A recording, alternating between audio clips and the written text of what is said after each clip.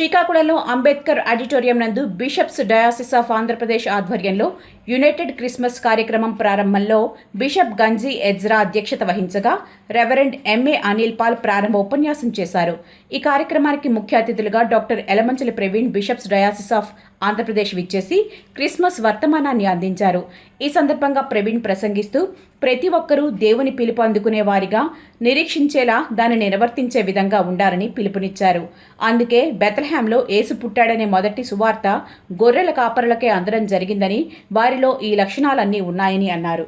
ఈ కార్యక్రమంలో bishop John Paul, bishop Abraham, bishop V Joshua, V Subbarao, V Anandarao, S Anandarao, Raj Kumar, Jyothi Frederick, America దేశం World Bank నుండి Jasmine Meesarapu మరియు Donald, Lazarus Gollapalli తదితరులు పాల్గొన్నారు.